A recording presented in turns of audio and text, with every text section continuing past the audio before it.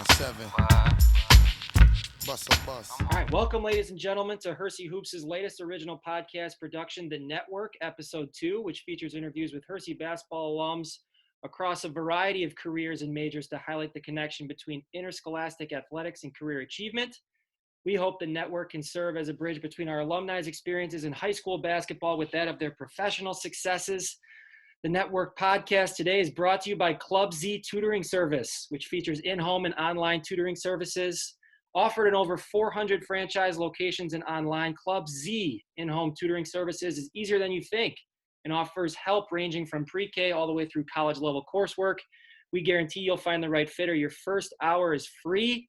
Give them a call at 866-442-4582 or subscribe to their online newsletter. Tell them Hersey Basketball sent you. Last, subscribe to @HerseyHoops on Twitter or Instagram for live episodes of the network, which can also be found in their full audio and visual on YouTube or audio only on Spotify or SoundCloud. What an honor and a privilege it is to welcome our second guest on the network, Alex Mueller, Hersey class of 2014 and graduate of the University of Illinois Urbana-Champaign. Now the founder of Tubes, an online marketplace for shopping brands that do good, which we'll talk about today. First of all, Alex, welcome to the show. Happy to have you. Thank you for having me. This is exciting. Absolutely. First, I want to talk about Hersey a little bit, and kind of the prep work for this. You mentioned that there were a few coaches from different sports at various levels that impacted who you are today. And you were pretty outgoing in mentioning that. So you have some Hersey shout-out time here, essentially your Oscar speech. You're going to run out of time and have too many people to thank, I know, for somebody as accomplished as you are. So I'll start playing music when I need you to wrap up here. But go ahead. Awesome. Yeah, sports basically was a lot of my childhood, and the coaches that I had played a big role in my development. So definitely want to thank some of the Hersey ones. Coach Vesper I had for freshman year volleyball, and he taught me a lot about leadership. He actually taught me something that I specifically still remember to this day, and just became someone who I really respected and kind of want to be. So I really thank him for that. Also, just on the varsity level, Coach Llewellyn and Coach Messer were both two guys that were incredibly challenging and just really built this resilience and mental toughness in us that I'm really thankful for now, because I think that's really important in life, just in general. And then also on the, for varsity volleyball, Coach Lil and Coach Barfield or were, growing up, you don't really have women coaches. So they really taught me a new form of leadership that was more positive reinforcement over punishment and more encouragement. And that varsity volleyball team that I had senior year was the most successful team I was ever on. So really, they show that form of leadership really does work. And that's something that I really appreciate. And then lastly, I have to always shout out my favorite teacher of all time, Mrs. Ballerini, who never gave me the easy way out and taught me to, help me find my academic, let's say, I don't know, tell me to find, I guess, my academic, just like my, I don't know what the best word is, but she really just challenged me in the academic way and helped me find my, what's the word? It starts with a P. Oh my God. What's that? Persistence? Persistence, yeah. And that came and played down the road. I ended up graduating school early, and she really built that in me. So I really appreciate her for that. I think it's important to mention the people that you mentioned, whether it's Coach Messer, Coach Vesper, Coach Lil, Coach Ort, all those people. You never dealt with a pushover in your experience. You had, hard driving leaders that really pushed you to be successful. I read a really interesting, life quote. Obviously during quarantine, there's these life quotes that are kind of shared by different figureheads on Twitter. But there was one presidential one that ambition is the path to your success. Persistence, as you mentioned, is the vehicle that you arrive in. And I think that that's something really important, to have ambition, but to also have the persistence to get you there. And I think that those coaches and teachers really helped inspire that kind of go get after it attitude that I think you've pursued in your professional life as well. Yeah. So a little trivia question before you get started. Can you name the 2019 Hersey basketball grad who will be attending the University of Illinois next fall? I actually can. That's Scotty Rogowski, right? Absolutely. That's a good one. I was really excited for Scott. And we'll talk about U of I a little bit and just the Yeah. importance of, the state flagship institution too. But I was really excited for him to go to U of I, and he wants to be a teacher. He wants to be a math teacher. I think he's really going to love that experience there. He was flirting with Ohio State, and Ohio State's got the horseshoe and the great football program and stuff like Right. that. Scott's obviously into that side of it, but I think there's a little bit more pride that comes with being a U of I guy. Yeah. Um, I talked to him after the Hersey Meadows game this year at Sports Page, and he told me about being between U of I and Ohio State. So I guess I could take some credit for his decision, although it probably had nothing to do with it. But I'm glad that he's going. I'm really excited about that. Absolutely. Me too. Okay. So first question, before we get into the specifics of, entrepreneurship and philanthropy and things like that, your 2014 team had you, Max, and Peyton Haas. Now, not being super familiar with the history of Hersey basketball, when I came in, I spoke with Miss Ballerini about you. I spoke with Dr. Groh about Max. All right. And I spoke with Miss French, obviously, about Peyton Haas. And they had like the most glowing endorsements of you three in like the history of glowing endorsements, right? So how well liked that 2014 team was that was very successful shocked me. So I think my question for you is, do you think that 2014 team was, first of all, the most well-liked team of the 21st century by students and faculty alike? And then, of course, you guys were very successful on the floor. So how important is that aspect of likability from both the faculty and the student body important to being successful? Obviously you were someone who was very well credentialed in high school. You're the Orange Crush leader, 2014 Best of Hersey Scholarship Award winner. Like, what kind of efforts go beyond the scenes in winning something like that, but also in developing and cultivating that like likability in high school as an athlete and as somebody who's like kind of showcased in a lot of ways? Yeah, first of all, Max and Peyton are awesome, and I still keep in touch with them, and they were just great teammates to have. And that team also, our starting center for that team was Mike First, who was also very well respected and well liked by faculty and students as well. So that adds even more to that. We had a great team. I guess it's bold to say most well liked of the 21st century, so I won't go there. Maybe decade. We could do that just for fun.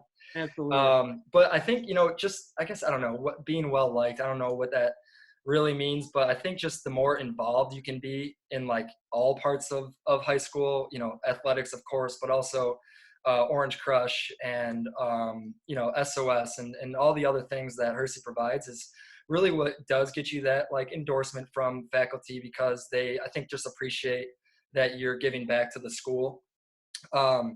And then I guess like behind the scenes I know you asked about behind the scenes for that Hersey Best of Hersey Award. Behind the scenes for that really is like I had no idea that I was winning that. That was a complete surprise to me. And that to this day is still like one of the craziest and like most memorable moments of my life. I remember like we got an email from the school, me and my parents, that said that I was going to win the School Spirit Award, which was really exciting at that last end of school assembly. So my whole family was there to see that, and got the award, and it was great. And I was just relaxing in my chair for the rest of the ceremony because I thought that everyone else knew what award they were winning. So like I wasn't going to get anything else.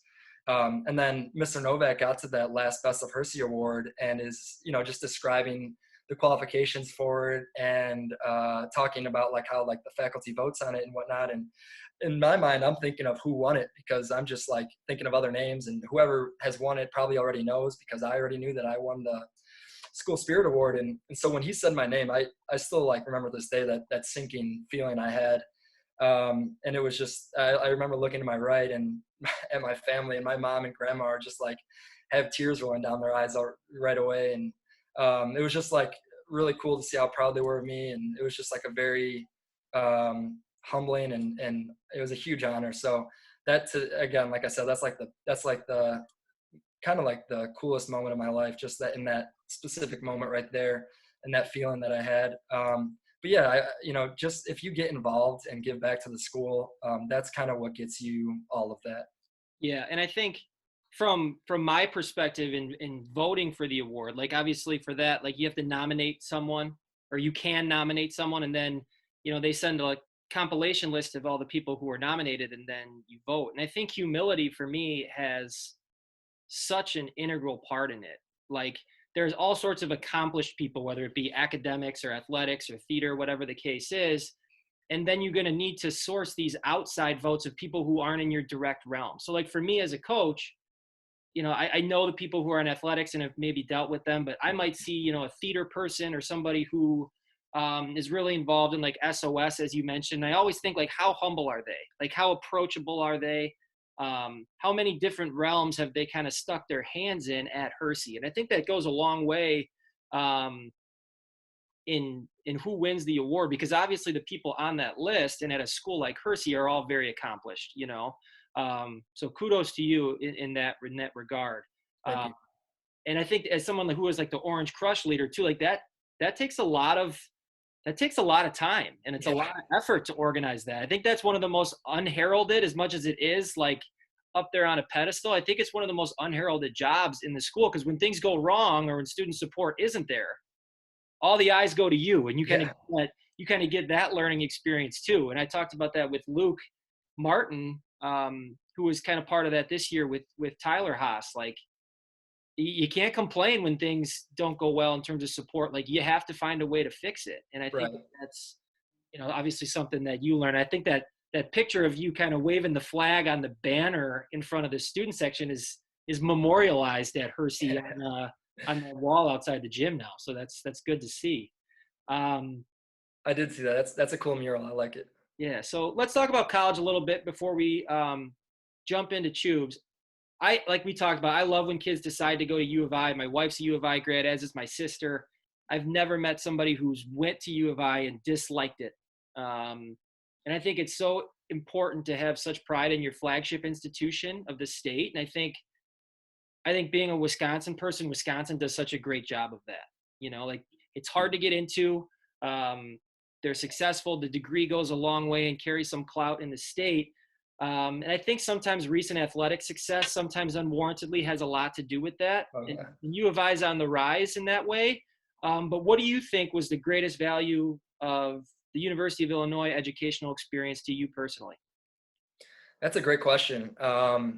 Yeah, I think, recent athletic success does play a big factor in that, which is unwarranted. But I think, being graduated now for 3 years and having some perspective on college, I guess the biggest value that University of Illinois had was, I think in general, college, the biggest value of college is the network that it creates for you. And the great thing about University of Illinois is that I knew I wanted to live in Chicago, and my whole network that I met at University of Illinois also moved to Chicago after graduation.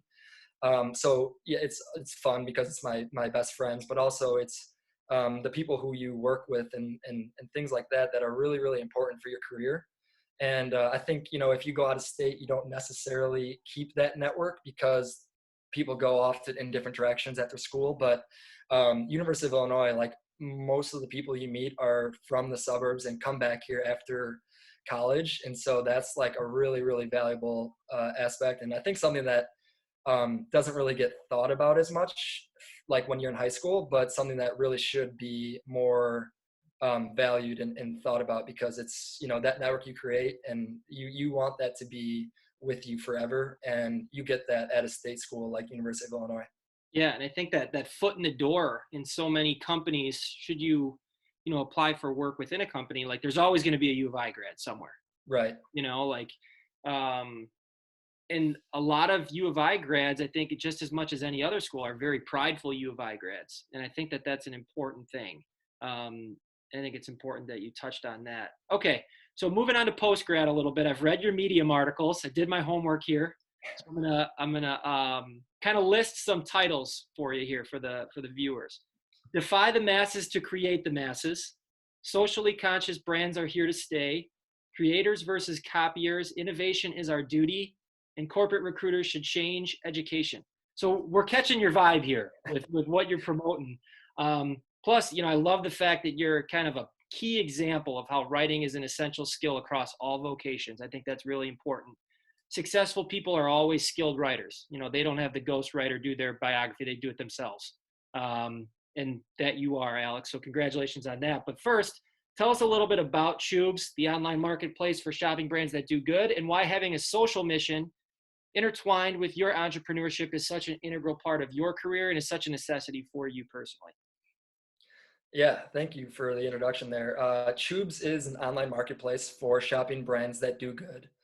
So we're putting any clothing brand that has a social mission into one online store for people to easily shop them. So from brands that keep women out of human trafficking in Ethiopia, to brands that donate underwear to homeless shelters in America, to brands that use a percentage of profits to provide education to underprivileged children in Africa.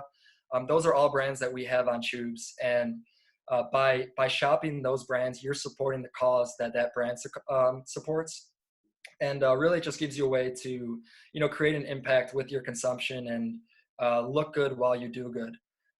And yeah, the second part of your question about having a social mission, all the brands that we have are for profit. So they, which is really important to be a sustainable brand and use the profit to grow and also grow the mission part of your business.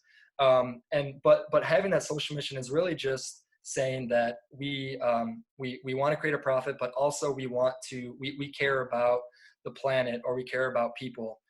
So really that's all that social mission is saying. And I think that is really important for businesses to take on that mission. And I almost think it's like thinking with the end in mind. Like you envision probably somewhere at the beginning, like how you wanted consumers to feel after they purchased something. And, I know when you buy something big, whether it's, a consumer item like shoes or an appliance, something like that, you're like, okay, you're excited that you bought it. You're budgeting in your head a little bit, like, can I afford this? Right. But then this brings a whole new aspect to it where you're like, damn, it feels good to support, something that I don't usually support, or something that I can't immediately just donate to, but I did so with my consumer purchase, and I think that helps people stay connected to something bigger than themselves. Right? Absolutely. Yeah. Yeah. You said it better than I could. So that's exactly what we're going for. And 9 in 10 Americans would shop brands associated with a good cause. So really it's just difficult to find these brands right now. And so that's what we're working on fixing. Awesome. And I know like some of the major ones, like obviously Tom's and like Love Your Melon, things like Yep. that.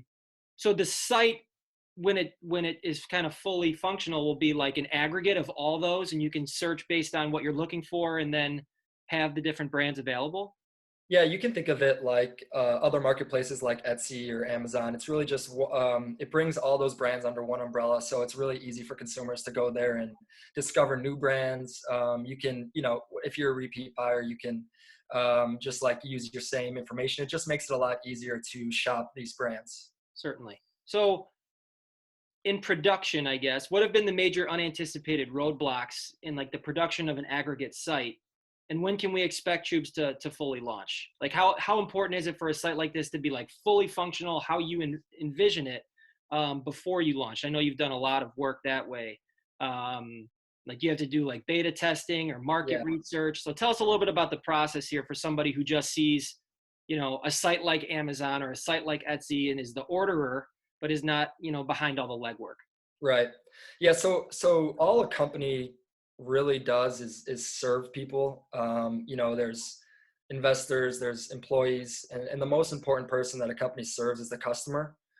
So when you start a company, you just have to create something that is so valuable to humans that they're willing to spend their hard-earned money on the solution. And the tough part is creating something that's valuable to humans. So most of the time you're solving a problem for them. And market research is just like, it's just finding out about the problem. So how big is the problem? How many people does it affect? How much money are these people willing to spend to fix that problem? So that's really, market research is just like in entrepreneurship is just a fancy term for just figuring out what is the problem here. And then if you find that a problem is big enough, that's when you start building the solution for it. And so you build a product or a service. In our case, it's a product, and our product is our website. And it takes, a lot of technology. I don't want to get too technical with it, but the roadblocks really come in the building of that, especially for me, because I'm not, so I studied finance at University of Illinois. I'm business minded, but not really like software engineer and not technical minded. So luckily I found a co-founder to help a lot with that, which is great. But the first product that you release, the first version of your product that you release to other people, does not have to be perfect. It just has to be viable, which means that it works. And it has to leave a pretty good first impression, in my opinion. So that's what we're working towards. And we have that built. So it's really just a matter of releasing it. Right now we're working on, it is released to like brands. So we're getting brands onboarded and getting all their products onboarded. And then we'll launch it to customers, the actual consumers. But that's basically how every business starts. It's just, creating something that's so valuable for humans that they're willing to spend their money on fixing that problem for them.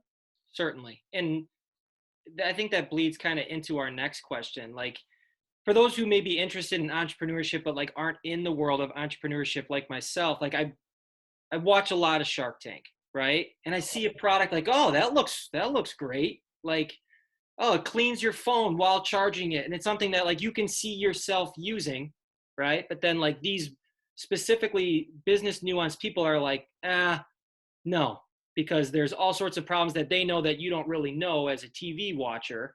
Like, what are the most important metrics for a small business or startup? Like, give us a few things that are behind the scenes, perhaps like in those shows that maybe don't meet the eye, that don't meet like the sexiness factor for Shark Tank, like, contracts, marketing, advertising, budgeting, all that stuff that really these amateurs or novice people are doing on their own. And some of them do it really well and some of them do it really poorly, which ultimately impact the bottom line.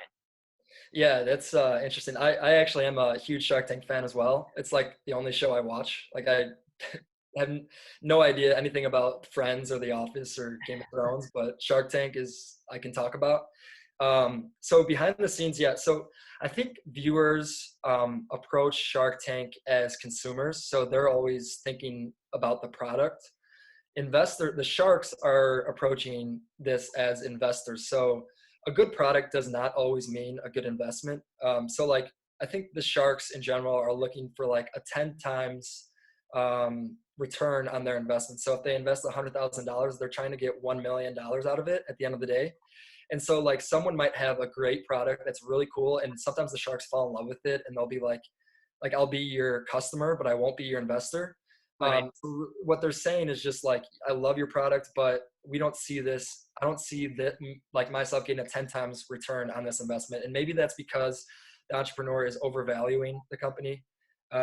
Maybe it's just because it can happen a lot, doesn't it? The overvaluation. yeah. So it's actually pretty noticeable. I feel like I have a new insight in this just because I'm on this entrepreneurial journey here. But you can tell when an entrepreneur walks in and like purposely overvalues it because they don't really want a deal and they just want the free exposure, like they're getting on national television. Right. And the sharks know when this is happening too, and so they'll really dig into those people and make sure they hear about it. But yeah, so anyway, and I guess some behind the scenes, just from like my perspective, I actually know of two different people that were on the show. And they're sitting, so like filming takes 3 days. So they'll film a whole season over 3 days. So the sharks are sitting in that studio all day long, just hearing these pitches. And Right. each pitch takes over an hour. And when you watch it on TV, it's like 5 minutes. So a lot gets cut out.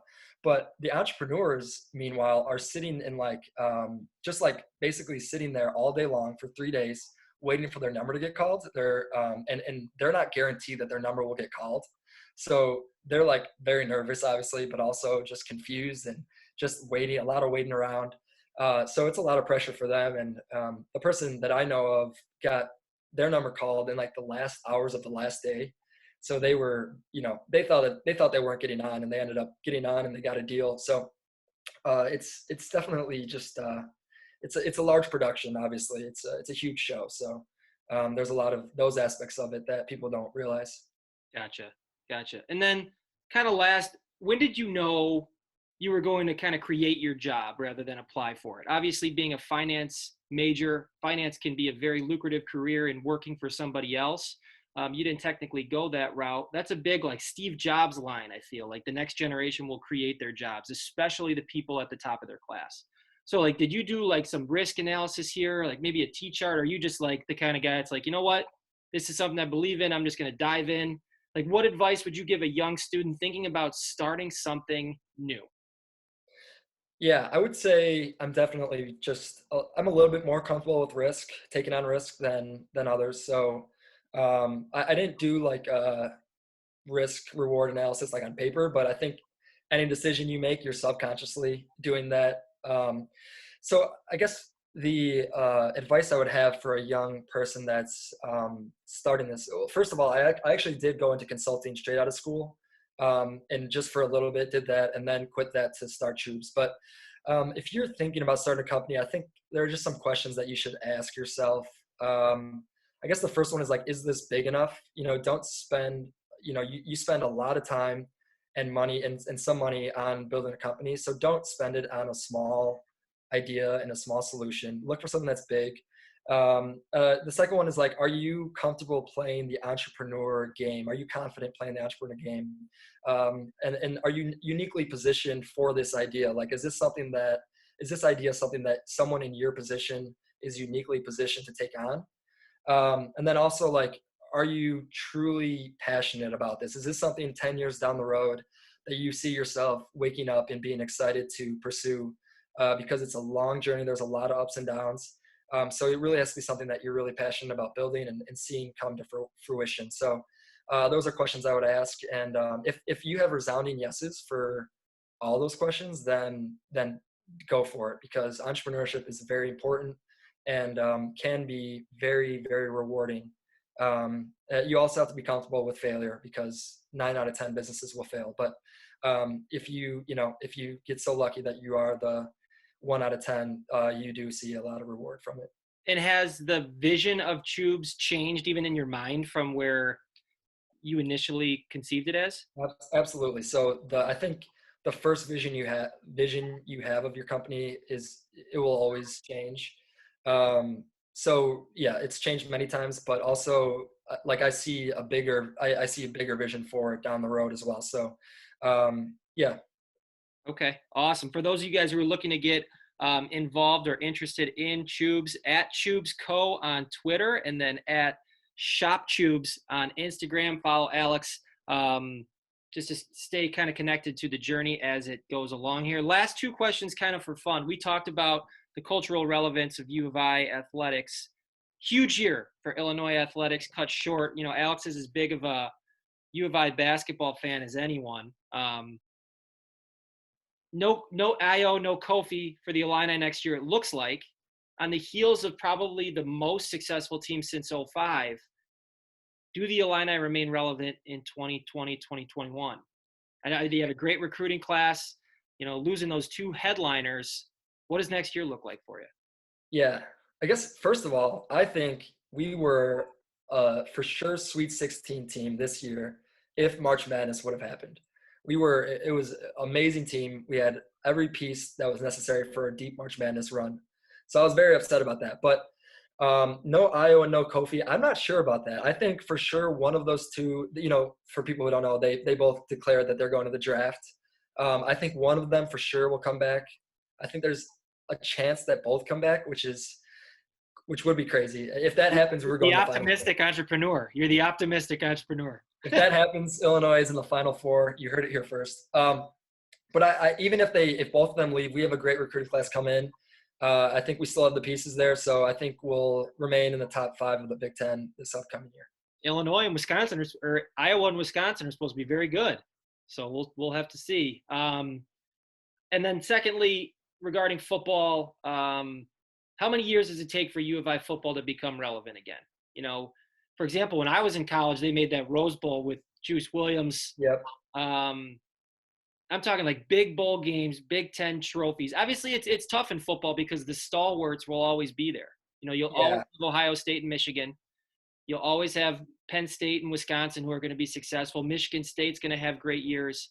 Nebraska's a storied football program. I just don't think from my perspective, Illinois has the history to kind of coincide with that success, but you know more than me. So tell me what you're thinking here. Well, yeah, Rome always falls. So Florida fell. Florida was the big dog. They fell. Football takes a lot longer to build a program than basketball. Basketball takes 2 players. Football takes much more than that. I'm not as optimistic about football. I don't think Lovey can get us there. So I think we're 8 years away, because I think you need to get a new coach to build a new program. And so sorry, Illini fans, I'm not optimistic about Illinois football. So. They're not storming Memorial Stadium anytime soon. So, yeah. All right. Well, thanks again, Alex, for your willingness to be our second guest. Follow @Hersey Hoops on Twitter or Instagram for live episodes and updates of the network, and follow the podcast on YouTube for the full visual experience, or Spotify or SoundCloud for the audio version. We are recording this on Monday, May 18th, and it'll be posted later today. Thanks again, Alex. Really appreciate you coming on and spending some time with us. Thanks, Austin. It was fun. Put on your hands with my eyes to see. Straight buck valid in the place to be. If you